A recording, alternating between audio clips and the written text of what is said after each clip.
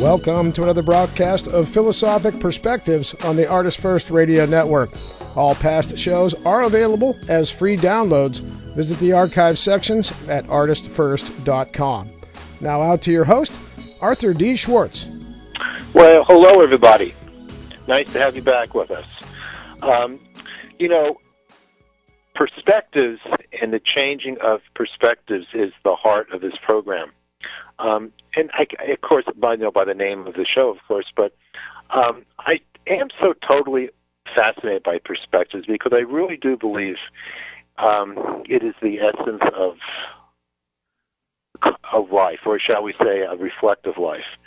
Because the perspective is really who we are and what and how we see the world, and there's so much. It's so powerful, and yet at the same time, I suppose it takes great courage to change perspective. We could perhaps change it too much, too quickly, or sometimes perhaps never change a perspective, and then we call that person maybe very stubborn or very narrow-minded. And so the whole notion of perspectives just fascinates me completely, and I think is really the crux. Looking at things as perspectives, a way of looking at the world, and the importance of it, I don't think can be underestimated. But today's guest is a real life example, a real life illustration of a perspective, or a group of perspectives, or a class of perspectives that sort of guides one through life. It gives a worldview, ethical and other considerations are kind of shaped around them. And being able to shake off a perspective that experience has indicated to us needs to be changed, it can take a great deal of courage. And strength. And so tonight we have my special guest here, a member of one of my groups that I run in Boston, and someone I've come to know fairly well over the past 5 years, Larry Spencer. And he has a fascinating story to tell. So actually, before, I won't really say much about it. It's those of you who have seen the title of the show already know about that anyway, what the content is. But I want to introduce Larry right now and have him talk a little bit about the sea change of perspectival change, you might say, that occurred in his life, and also the significance behind the things beneath the perspectives. We have perspectives, and then we have the reasons why we change. So really, there's a substratum of perspectives, because sometimes this perspective is not the most important thing, but the reasons why we have a particular perspective. So without further ado, let me introduce you to my special guest, Larry Spencer. Larry, how are you? Hi, Arthur. I'm fine. How are you? I'm great. So your topic is philosophical and religious. I think my sense is that it's probably become more philosophical, and maybe in an earlier stage it perhaps was more religious. Is that fair to say? That is fair to say. And how so? Well, shall I launch into a 2-minute summary of my story? Oh, at least 2 minutes, Larry. Okay.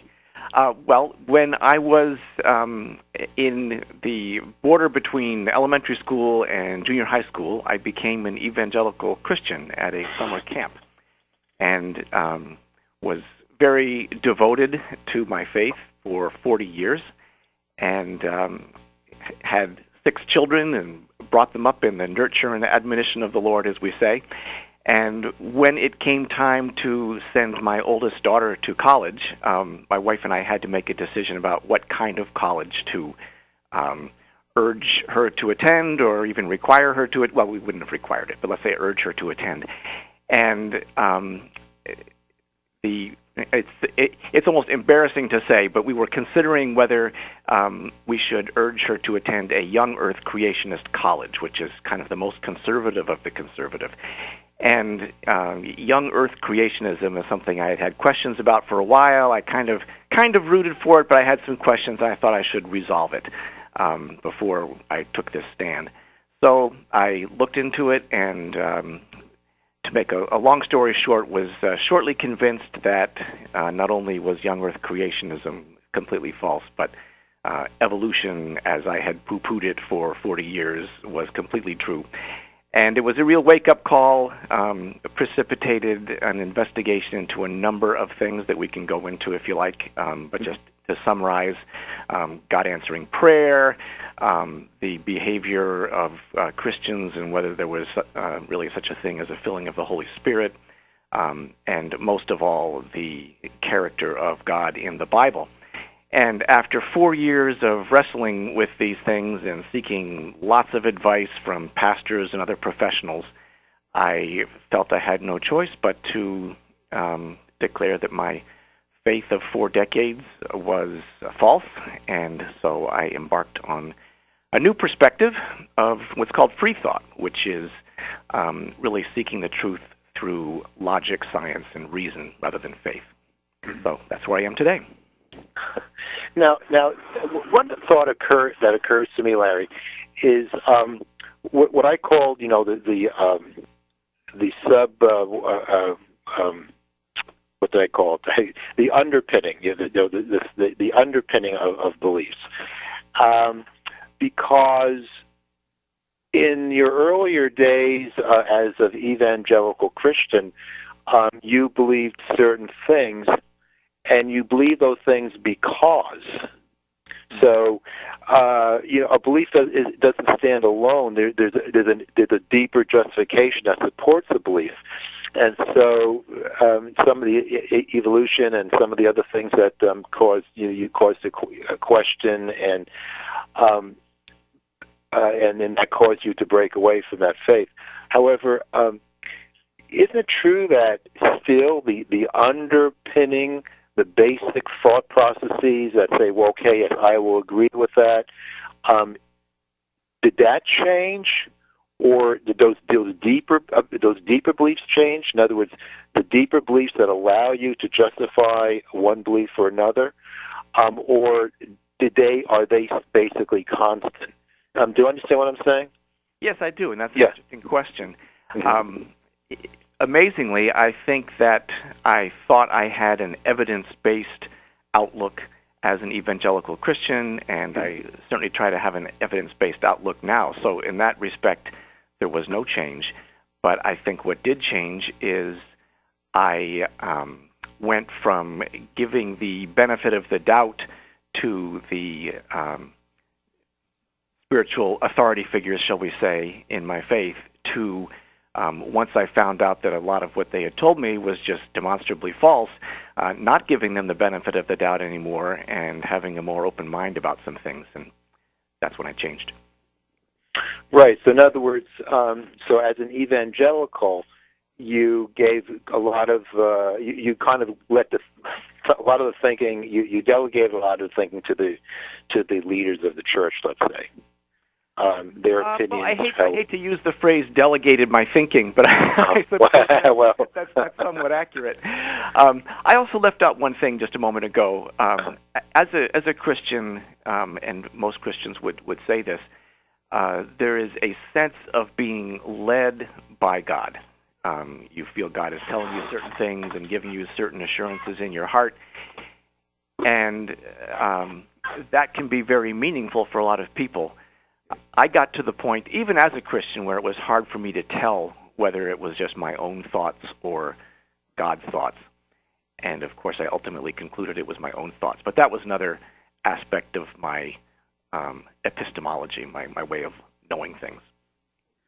Yeah, that really is fascinating, that idea of, I mean, this is very pertinent, very current, of course, today, the getting so into the theology, let's say, and it could be other things, but right now we're talking religion, into the theology so that you're your thoughts themselves in your own mind or you're being led by God.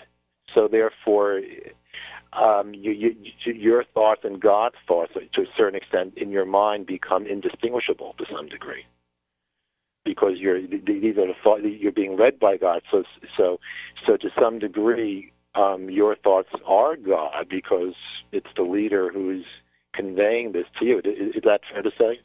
Yes, to some degree, and there's even a phrase in the Bible that says we have the mind of Christ. So theologically, that is true, that we have the mind of Christ, and that therefore we ought to be able to think with his thoughts. Now, of course, we're also sinful people, so God's thoughts get polluted with our own selfish desires and so on and so on. But in theory, we should be able to think with the mind of Christ. And that is such a fascinating concept to me, because it says so much about different ways of thinking and the challenges to get people on the same page. Because if, for example, everyone feels the same way, and their gospel or their religious tradition will convey different opinions, which of course we know is the case, then the question becomes, how do we ever reconcile? Or some would say, well, maybe we don't need to reconcile. That's just the whole point, right? Some traditions would say, well, we don't need to reconcile because we're right and you're wrong. And so you see a stark contrast between, let's say, the epistemological position and the theological position, wouldn't you say? Yes, and you've touched on one of the things that really made me sit up and say, hey, wait a minute, something's not right here. As a Christian for a long, long time, I thought the different denominations were great because everyone got to worship in the style that they were most comfortable with, and so on and so on. And then one day it dawned on me, hey, wait a minute, these literally tens of thousands of denominations and sects were each started by someone who felt that he was or she was seeking God and following God in a new way, and as you said, other people were wrong. And that's when I realized that the feeling that you are following God really can't be relied on, because at least 9,999 out of the 10,000 are incorrect in some way. So it is demonstrably an unreliable way of finding the truth to think that you're led by God. Right. So nonetheless, I think I want to kind of go full circle, but being someone who, I'm clearly not shy of touting my own belief in many beliefs, and I call my view a plural perspectivism, an eager, pursuit of different perspectives. Having my own perspective is still a pursuit of others to learn by. So even perspectives that we feel are incorrect or wrong-headed or lopsided or imbalanced or whatever the case may be, or flawed in other ways, still those perspectives might have something positive to say, perhaps. And maybe that could be, if only we could appreciate different points of view, even if we disagree, maybe that could be a way of mutual learning, even though we will still have our different perspectives. I think that's the key. It's one thing to believe something; it's another to be closed-minded. Yes, you can certainly have your opinions, but as you said, we should be willing to learn from each other and have some humility about it. Yeah, I think, and that's not just in religion. I think a lot of in science or any field, we have those schools of thought that kind of close the doors to other approaches, other ways of thinking, and so. But still, I do feel, even though I personally am not a religious person, I still think there is much wisdom there, even though it has to. The problem is you have to take it piecemeal, because someone who has a wide spectrum of points of view is going to find things that they will disagree with, and so the question is, would the religious person on the other end of the conversation have any tolerance for that? And so I think that's probably one of the great challenges. It's not only between religions, but also, I mean, any ideological or even any just political or even arguments or confrontations that are not so deep in the traditional sense, we seem to quickly form opinions that we decide we have to defend. We just have to defend, and we can't be wrong. And I think probably in politics we see that a lot. I think it's a real measure of someone's character, and specifically someone's love of truth, to see how they react when some other opinion comes into view, and maybe they really ought to give up their old opinion.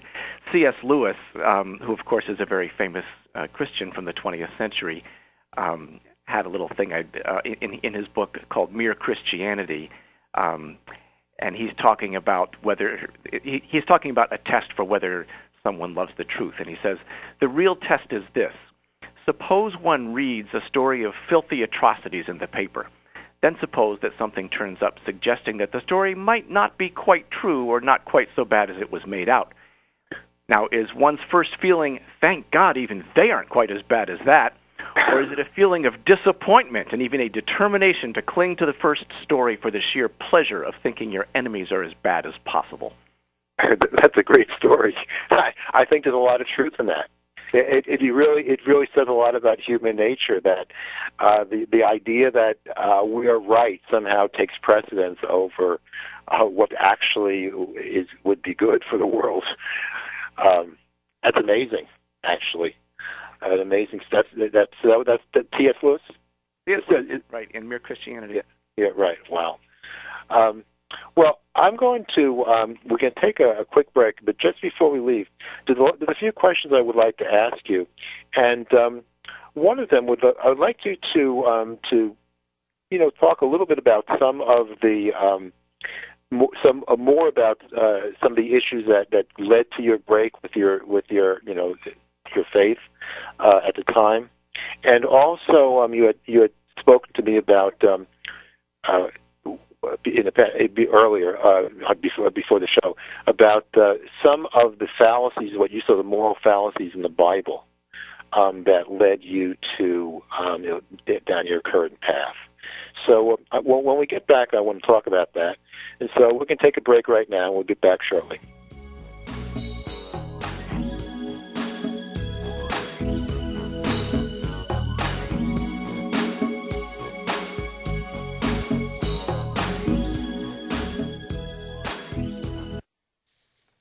This is Arthur D. Schwartz. Beliefs and disbeliefs can be very powerful. Much like philosophy, hypnotism is concerned with belief. Hypnotherapy, a practical application of hypnotism, may largely be described as the practice of removing false beliefs that form mental blocks to success, to happiness, and to well-being. In my hypnotherapy and philosophical counseling practice, I combine my work in philosophy with hypnotism in order to clear mental blockages that can occur on both conscious and subconscious levels. A mental block may be conscious or subconscious and can be expressed, for example, in the form of anxiety, low self-esteem or low motivation, bad habits, tobacco habits, weight gain, low performance, and much more. If you are interested in using hypnosis and the power of the mind to overcome mental blocks and barriers that have emerged in your life, please feel free to give me a call at 617-964-4800 or visit www.integralhypnosis.com. That's INTEGRAL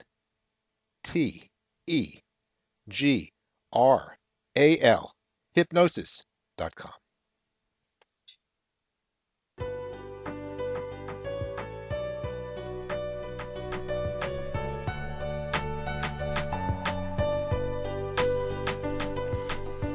You are listening to Philosophic Perspectives on the ArtistFirst Radio Network. Let's send it back to your host, Arthur D. Schwartz. Well, welcome back, everybody. We took the break. Before the break, I was mentioning, asking Larry to think about some of the critical episodes, you might say, that triggered his journey. And I just really want to add to it. Again, I think I've mentioned it, but I think what he's done, and this is not making any judgment on one side or the other, it just takes tremendous courage to break with the past based upon just the pure conscience. I mean, it's a philosophical conscience, I think, of a feeling that something is just, incorrect and fundamental. He has fundamental odds with it, and he took a stand against it.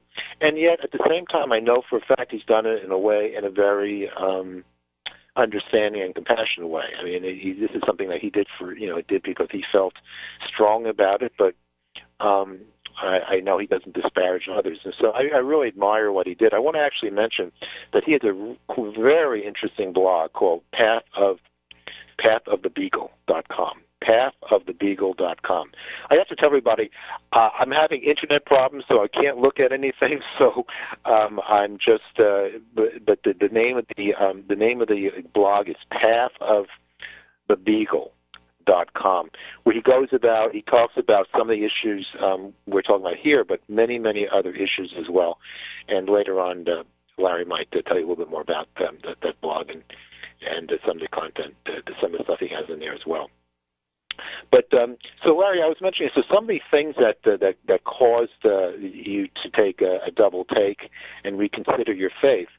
And so some of the moral fallacies, or I think you call moral atrocities in the Bible, which cause you to completely rethink your religious faith. So why don't you go into that a little bit? It's quite interesting. Sure. I've already mentioned that the first thing that really was the wake-up call was dealing with the topic of evolution. And I won't get into all the little technical details about evolution, but I'll just give you one example. I had been told many times in an evangelical setting that there are no transitional fossils, and the fossil record is just full of missing links. And once I looked into that, I just found that to be so false. In fact, even the transition from pre-human to human was so gradual that creationist scientists couldn't agree on which fossils were actually apes and which were humans. So it was that gradual.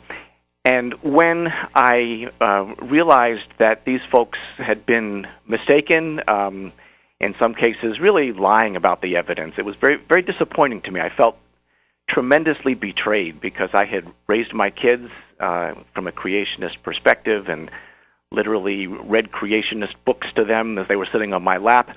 And when I found that these folks that were at the real top of the Christian world, as far as I was concerned, the conservative Christians who were making a stand for the Bible, had not been telling the truth, whether mistakenly or intentionally, I can't begin to state the amount of betrayal that I felt.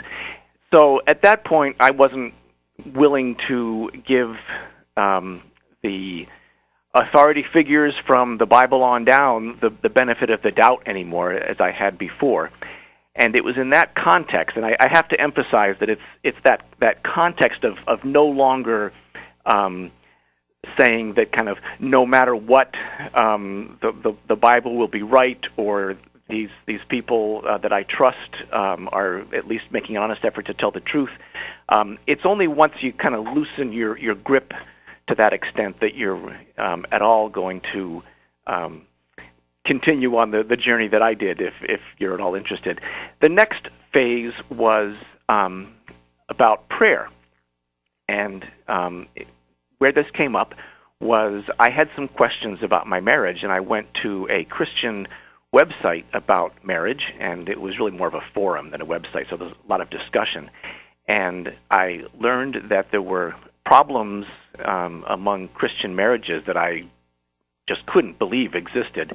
And people were praying for these problems to be solved, and they weren't being solved. And I knew that it was God's will that, for example, a husband and wife had a healthy sexual relationship, but in some cases for decades, one spouse had been sexually refusing the other. And maybe both of them had been praying for the normal desire or whatever, and it just wasn't arriving. And I was quite puzzled by this, because it seemed like this would be a prayer that should be answered, because it was definitely in God's will. So now there were two things that were amiss. There was the prayer for wisdom on the part of the creationist scientists and lay people that were following them, and also the prayer for what seemed like a very worthy cause, which was good marriage. So I had heard that prayers for healing had been scientifically demonstrated to be answered more often than you would expect by chance. So I thought, in a bid to strengthen my faith, I would look into that. So I researched everywhere I could about prayers for healing, and all the internet stories really kind of pointed down to one prayer study by Randolph Bird. And as I looked into that, I found that even in his published abstract of the study, he had cherry-picked the results, and the reporting of those results in the blogosphere and so on was even more cherry-picked, and it really just once again wasn't honest. And the crowning dishonesty of this was an article in Christianity Today, which is the really official publication almost of American evangelicalism. They were reporting on a follow-up study about prayer, in which the group of people who knew they were being prayed for did worse in terms of post-operative complications and so on than the groups who were not sure if they were receiving prayer. And the way Christianity Today reported this, and I'm quoting from them, they said, ironically, this study actually supports the Christian worldview. We might selfishly prefer that God give preferential treatment to those who are especially deliberately and correctly prayed for, but he seems to act otherwise. True to his character, God appears inclined to heal and bless as many as possible. So they were just turning the whole thing 180 degrees away from where the science pointed, and it was just, by that time, it was just one more example of people who were of the faith that I was in just being dishonest. And that kind of led me to the next stage, which was, there's a verse in the book of Romans 8:9. I won't quote the whole thing because it's kind of long, but basically it says that if you have the Holy Spirit, which Christians claim to have, dwelling in them in a way that other people don't have, you will lead a better life. By better, I mean more righteous. And I just wasn't seeing that in so many ways that I won't go into. And it wasn't that Christians or evangelical Christians were worse than everybody else. It's just that they weren't any better. Certainly not as much better as you would expect if they had the creator of the universe dwelling in them. And then the final stage that really led me almost literally screaming away from the faith was having, again, I have to emphasize, having stopped giving the benefit of the doubt to everything I knew about faith, I started noticing things in the Bible. This is what you mentioned a moment ago, Arthur, the atrocities, moral atrocities in the Bible. The one that I looked into most deeply was the slavery issue. And it turns out that in the Bible, slavery is not only sort of tolerated, but it's actually commanded. God commands the Israelites to go conquer cities that are not even in the Promised Land, because the people in the Promised Land were supposed to be exterminated, which is another moral problem of genocide, but the ones who weren't even in the Promised Land were supposed to be enslaved. Deuteronomy 20 and 21 are passages to look at there. And once again, the Christian apologists were very dishonest about this. They conflated this kind of slavery with the more indentured servitude kind that you could have between one Israelite and another that's described in Exodus 21.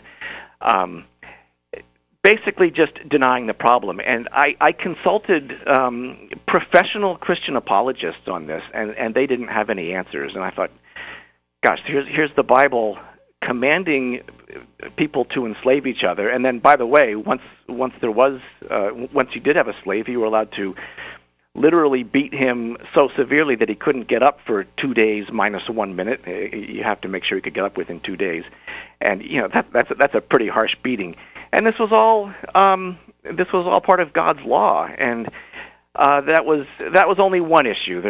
We could go into a lot more. There's the story of Noah, which is supposed to be this cheerful, oh, isn't this nice? All these animals going 2 by 2 up the ramp, and people forget that God supposedly in this episode exterminated all but 8 members of the human race, including innocent babies and so on. And I could just go on and on and on. But the one that was really the last straw was in Leviticus 21, where it says that people with various physical injuries and deformities aren't allowed to approach God's altar. And that would be hunchbacks, dwarfs, the lame, and people with defects who it says would desecrate his altar just by showing up. And at that time, my second son was in the Marines, and I realized if he had gotten his foot blown off by an IED over in Iraq, he in Old Testament times would have been considered spiritually second class because he had a defect and he was lame. And one of my daughters has a genetic condition that would have also made her be considered a desecration at God's altar. And these 2 kids, like all my kids, are just wonderful human beings. And to think that I had been following this book that put them in any way in a second-class status, it was just the last straw. And so at that point, I was done. Right. Well, that's we had spoken about this a little bit before the show, and I completely agree with you. But the thing is, too, I mean, to me, it depends upon how you look at the Bible. So if you look at it as a historical document, it's one thing. If you look at it as a guide for actual, decision making, and you taking not in other words, taking a historical context and then transplanting it directly into the modern age. So, I mean, I remember. I mentioned to you the philosopher Hegel. It has a famous master-slave dialectic. And very similar, he says slavery is terrible, but he justifies it by some. Of course, in his case, he's only written in the early 19th century, so civilization had moved along quite a way since the biblical days. But he still said, well, it's the rise of consciousness, and it has to go through these stages. I mean, I think that's a horrific thing to say. And totally unjustifiable. But then again, Hegel was writing in an age where some parts of the world, I believe, had already abolished slavery, even in the early 19th century. And so, looking at the Bible, though, historically, so saying, well, because however God, or however you want to look at God, entered the scene, or whatever your view happens to be, so you had these social structures that were existing. And so here's the age-old tension between, conservative, traditional approach and a more progressive, radical, more progressive approach. The thing is, before God made his appearance, or her appearance, slavery was thriving around the world. And so the question becomes, were the people at a stage where they could actually conceive of the universal freedom and the universal crime that is slavery. That's said from somebody in a more modern context, but going back into primitive times, and these were very primitive times, the question is, how could that message get across? I mean, I agree with you. I certainly agree with you. The further we move on, into modernity, absolutely, the less acceptable using a historical compass becomes. Why not just say, it's wrong, it's a crime, you can't do it.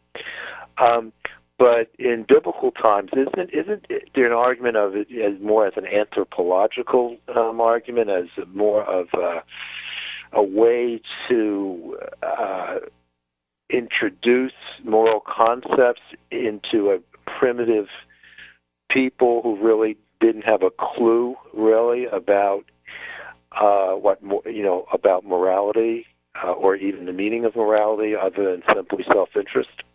Or am I being too lenient?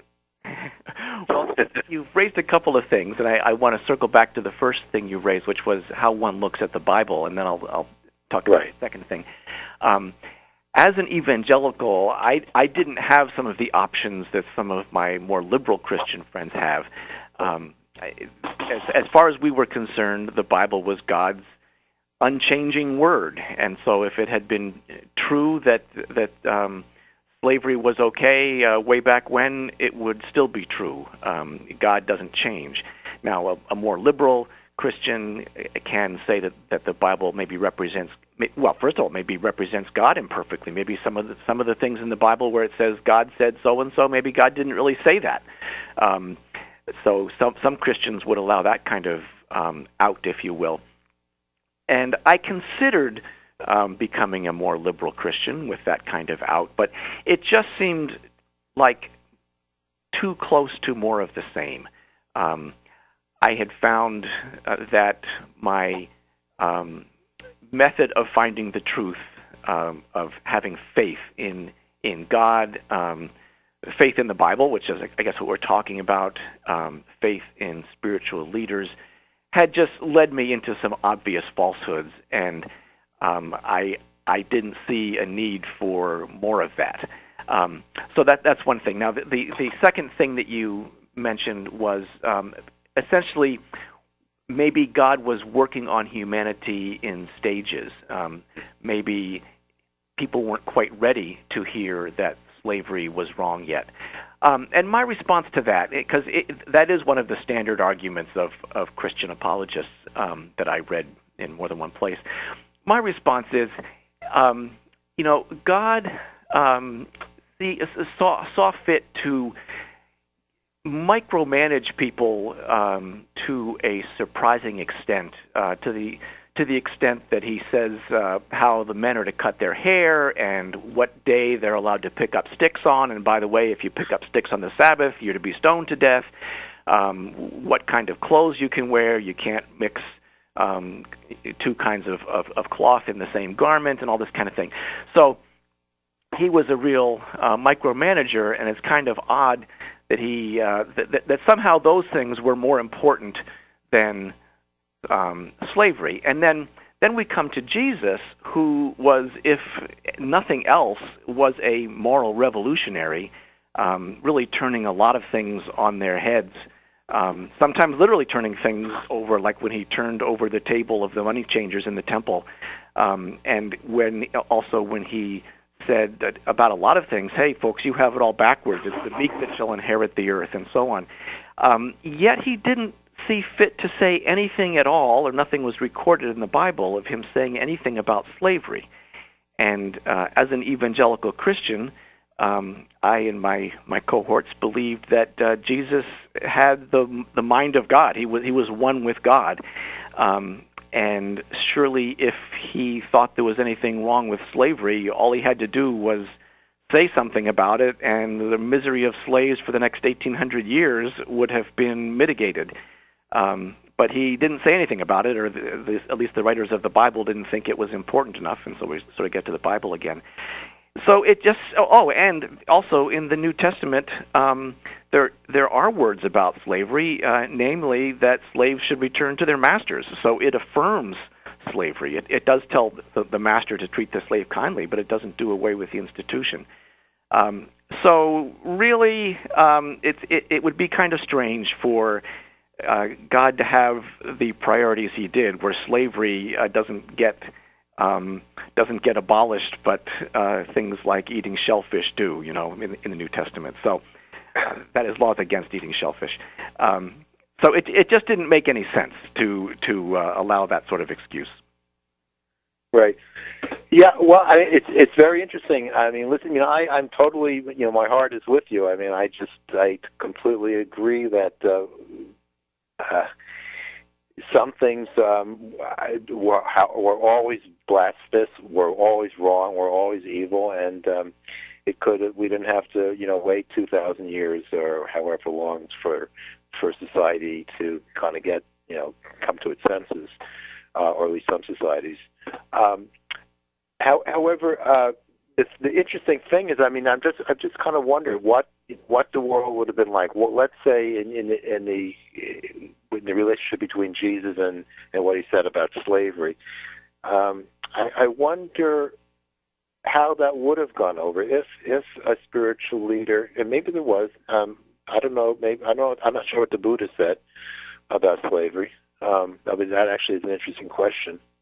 Actually, now I think about it, yeah, he might have had a different response. I don't know, but it's interesting. If the religious leaders did say slavery is wrong categorically, men, every man is equal. You break down all the class divisions. I mean, you're even saying, as I say it, I realize, well, you're just being too idealistic. I mean, you're just forgetting the fact that it took hundreds and even thousands of years for this for freedom to begin to emerge.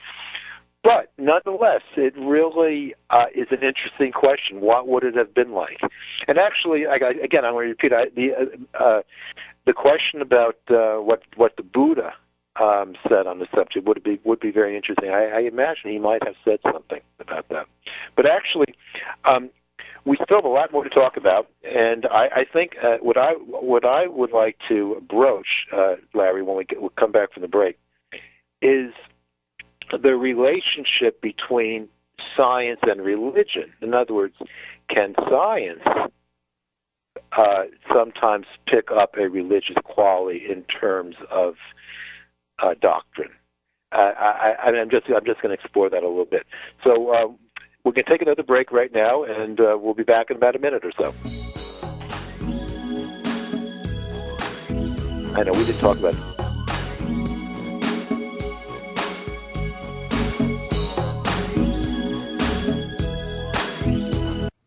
In Ethical Empowerment, Virtue Beyond the Paradigms, Arthur D. Schwartz presents an ethical theory that is a framework for evaluating moral conundrums that go beyond legalistic rulemaking, dogmatism, and preconditioned thinking.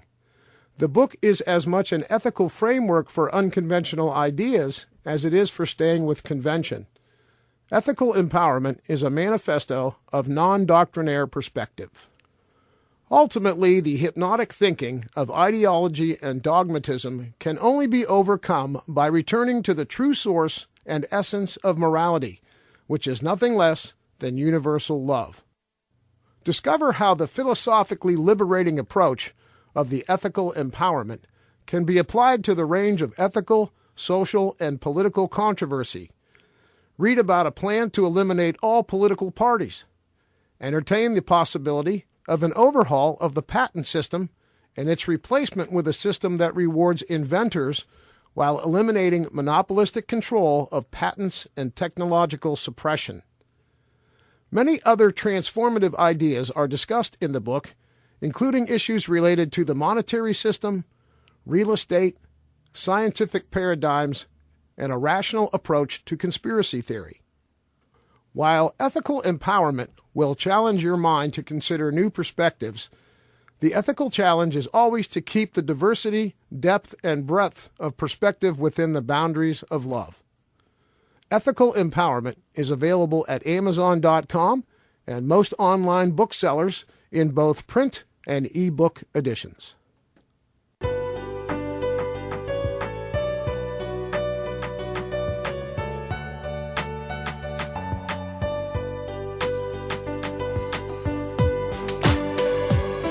You are listening to Philosophic Perspectives on the ArtistFirst Radio Network. All shows are available as free downloads. Visit ArtistFirst.com. Now back to your host, Arthur D. Schwartz. Thank you, Scott. Well, since we're on the subject of religion, I'd like to bring up one of my favorite topics, the science of, or I should say the religion of science. Here's the thing about it. To me, it's only a matter of degree, where let's take religion that becomes too dogmatic, too rigid, too authoritarian, and so you get locked into these ways of thinking. Then, of course, some people can stay with it, but then you have people like Larry, who his intellectuality, his free thinking, his questioning eventually brought him to a point where he had to escape those chains. Now, science, however, seems to be the opposite, right? Science is all about experimentation. Science is all about of challenging, testing, of making progress, of throwing away the old and embracing the new, technological change, of scientific discovery. Yet, at the same time, science is a system of beliefs, as is religion. Science is a system of beliefs, as is religion. And certainly, the charge is made. I may have made the charge myself that some scientists and some periods of history, science has become very much like religion, in that and this happens today. New ideas, new paradigms, point of view that challenge the existing paradigms or challenge the economic incentives to keep things the way they are, challenging what's working well in an academic environment, and if you challenge too much, you can lose your job, that type of thing. And so, is there a kind of religion of science, and is it a fair or unfair comparison? What do you think, Larry? I think that scientists are committed to the scientific method, which, when done well, really entails openness and self-doubt and that sort of thing. But scientists are also human beings, and so sometimes they can go off the rails and, as you said, become too dogmatic. But that is no more inherent in science than people blowing people up is inherent in religion.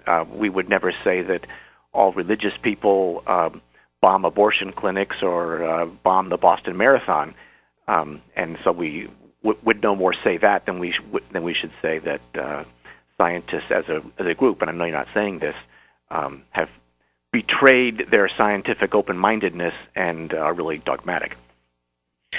Right. Well, yes. But see, that to me that is the point, because science and religion, if you take a moderate, a multi-perspectival, you might say, perspective of multiple perspectives, that isn't that. And I think it's the case that there can be complementarity with religion. Again, I'm not arguing for religion in any way, but in religion, you're dealing with questions that are beyond science. I think most scientists, almost all scientists, would agree with that.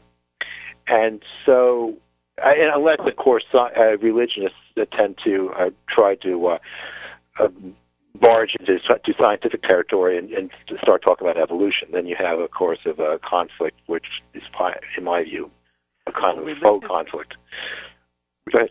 Religious people, as you say, barge into scientific territory, I think, more often than they realize. It's not just in the obvious places like evolution. It's really any time they make a factual claim, like prayer changes things, or people can be healed by prayer. Well, okay, great. Show me. Let's do a study and see if that's true. Or God can make you. And by the way, my brand of evangelicalism was not this. So this is not to paint all evangelicals with the same brush. But some say that God will make you prosperous. The health and wealth gospel. Well, is that true?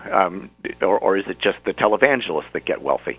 So they make claims about factual events in the world, and those are scientific claims, really. Yeah, but, God will make you wealthy and stuff like that. I mean, isn't that the range of, forget religion, you just have motivational speakers and things. I mean, there's a lot of things that go around that people make claims, and we don't really take it. You take it. Some people take it seriously. Some people don't take it seriously. But the thing is, what does make people wealthy? I mean, to be honest with you, we know certain things, hard work and, born into wealth, or good ideas and productivity, and sure, that we know certain things certainly can make you wealthy. We know that for sure. But when, in terms of, what does, let's face it, there's a lot of people have gotten wealthy, and you kind of really wonder how. I mean, let's face it, some people it's clear, a lot of hard work and good ideas, but sometimes people just kind of fall into it. And so that's just, I don't know. I mean, some things are just not that necessarily can be categorized as falling into one domain or the other. I just think that in the case, what's it? Go ahead. I was going to say, you said one thing earlier on that I want to be sure to address before the show closes, which is that science can be like a religion. And a way of looking at it that helps me to clarify it is that in religion, or at least my kind of religion, faith was a virtue. Faith is defined basically as believing something without evidence. Jesus said to Thomas, his disciple, who doubted his resurrection, and Thomas said, "Well, if I'm going to believe, let me put my finger in the hole in your side from where you were stabbed when you were crucified, and then I'll believe." And so Jesus said to him, "You have seen and believed, but blessed are those who have not seen and yet believed." So in evangelical Christianity, believing things without seeing them is a virtue. But in science, it's the opposite. Faith is not a virtue. It's the worst possible vice. That, to me, is the difference between science and religion. Yeah, well, I'm not sure, because, again, I'm talking about on the extreme edges. I mean, because I can tolerate the moderate edges of religion, where people who are faithful do it with humility and understand that this is just their faith. We don't pretend to know God. I mean, I think some religious people, more liberal religious people would say that, and as well as scientists who also, yes, we understand scientific principles. We understand the history of science, but then again, science also, changes. Our beliefs change. Our science. Otherwise, science wouldn't evolve. And so I'm not really sure in my own mind if I really see this distinction. I think in science, faith. What does faith mean? Faith in science is good because you want to have faith in our ability to learn scientifically. But sometimes faith in science is faith that that a scientific truth means it's inviolate. And so then a scientific belief becomes more like a religious belief. So I think they converge at some points. If it's faith in our ability to learn, as you said, that's great. That's science. But if it's faith that you already know, that's religion. Well, and that's where, in some cases, not all, but in some cases, that's where I think some scientists or some scientific hardliners fall onto the other camp, and it becomes then a religion, because it's the old thought. an innovator is laughed. It's ridiculous. It will never work, until lo and behold, it does work. And so then, as a paradigm is broken, or the impossible. And this is happening in our current day, not just back in in the Wright brothers' day. The ideas of cures of cancer and cures of other diseases. Some scientists laugh at, let's say, natural approaches, or they think it's just garbage. But they look away from certain cases where it has seemed to work. So I'm just not. I mean, I'm trying to play devil's advocate here, really, because I definitely understand the distinction between the two. Believe me. But I feel that dogma can infiltrate both camps. Mm-hmm. That's what I'm saying. Yeah. Right there. Yep. I agree. Yeah. Yeah. I think that's what I'm drawing. I think you're basically, they're both systems of belief, and anyway, so we might disagree a little bit, but probably not so much as it would seem. We're getting near to the end of the show, and so I would like to ask Larry. You spent many years, as an evangelical Christian, and I was wondering, in retrospect, are there things that you're grateful for, or is it something that you find that you don't have many good things to say about it? How do you come down on it? Well, yes, there are some things I'm grateful for. I guess we'll never know if I would have arrived at these things without religion, but certainly my faith was my road to them, and I would put at the top of the list being family-centered. I love my wife and kids, and I don't have regrets about time I've spent with them, or about not having spent enough time with them. That's one thing. Maybe rooting for the underdog, I think, is a very Christian idea, and that's something I do. And maybe I wouldn't have been as compassionate as I managed to be without that grounding. I might have been more materialistic. I don't claim that I've arrived in any of those areas, but I think that's a contribution that my faith did make. Well, that's great. I think we all learn, and even when we reject things, there's a kind of a dialectic there, isn't it? Mm-hmm. Let's put it this way: without your early Christian faith, you might not have ended up where you are now today. I surely would not have. Yeah. So that's the dialectic at work. I want to give you a chance, though, Larry, to if you want to talk about your blog or anything else in your life that you want to convey to folks. Would you like to do that? Well, I know we don't have a lot of time, so I'll just mention the blog. You've already mentioned it, but in case someone's tuned in later, it's pathofthebeagle.com. It's named for Charles Darwin's HMS Beagle and the voyage thereof, where he went to the Galapagos Islands and so on. But one other thing I'd like to just maybe, as we're coming to a close, I want to quote something from your book, which definitely means something to me. You said, "It is not reckless to ask audacious questions or propose radical solutions. On the contrary, it is reckless for someone to acknowledge deep ethical or political questions, but then to leave them be without more than a shrug." And as I was leaving my Christian faith, one of the things that really frustrated me was the things that really, really bugged me, like some of those things in the Bible that I mentioned. People were just shrugging off, and I would urge your listeners, if I may be so bold, that if they have things in whatever their philosophic perspective is, whether it's faith or non-faith, whatever it is, if there are deep questions, don't just shrug them off. Hear, hear. Thank you for that. And obviously we agree.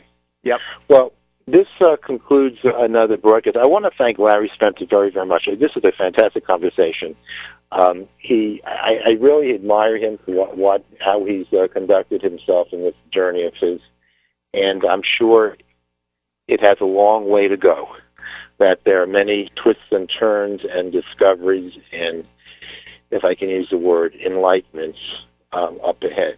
So it's really been my honor to have you. Oh, I should also say, as is currently planned, Larry is going to be on the show 2 weeks from tonight, we're going to have, if all things go well, our first radio roundtable. As of right now, it will be myself, Larry, and 2 others who will be joining us. All are members of the Social Philosophizers Club, and in the roundtable group that's associated with it. So I look forward to seeing you again in a 2 weeks, Larry, with the others. I think it's somewhat tentative, but I'm pretty sure it's going to happen. So look forward to seeing you again in 2 weeks. So thanks again, Larry, for a great show. I appreciate it very, very much. It's been great. Hope you can come again.